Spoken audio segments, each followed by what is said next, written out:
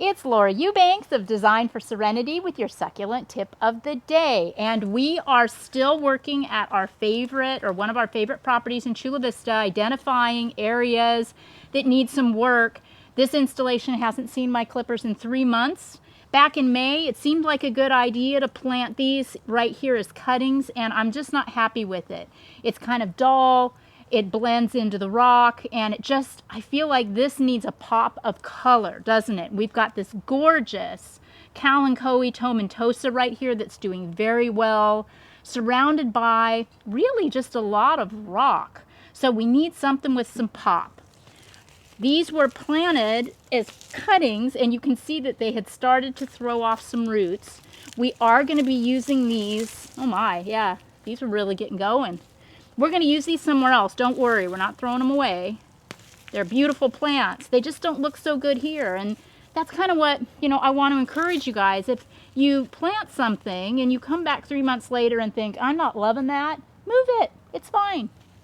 No biggie. And then these little Pachyvaria, wow, these root like nobody's business.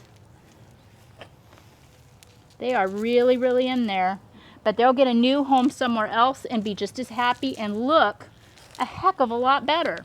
Okay, now that I have that cleared out, I'm already liking the look here without even putting anything in its place. But I've effectively, in pulling this stuff out, I've effectively loosened the soil, and I'm all ready to stick something else in there that's going to look a lot better.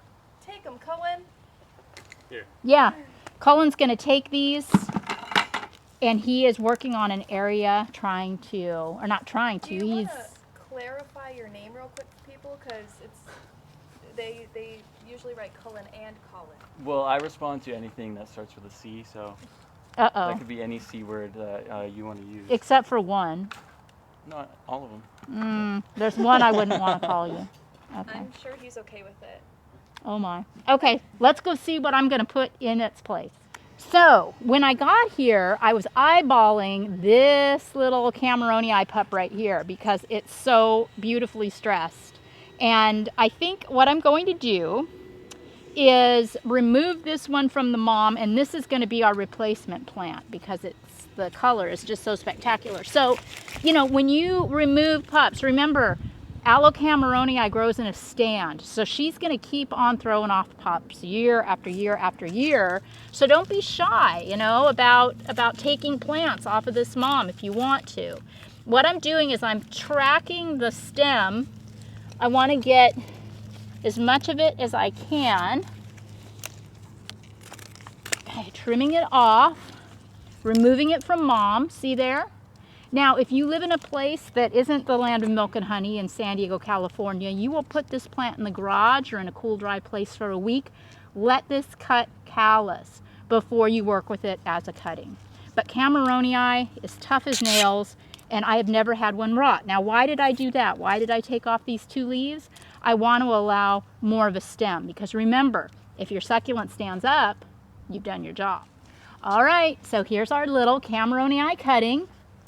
Remember, we have already pre-softened this area of soil, so basically, I am just going to stage this guy where I want him and walk away. Now, this looks to me so much better than that clump of smaller plants that were the wrong color. They were blending in with the rock. This makes a statement in the landscape, and it pops. So please, lesson today, tip of the day, don't be afraid to move things around if you are unhappy with the way things look. This has been Laura Eubanks of Design for Serenity with your succulent tip of the day.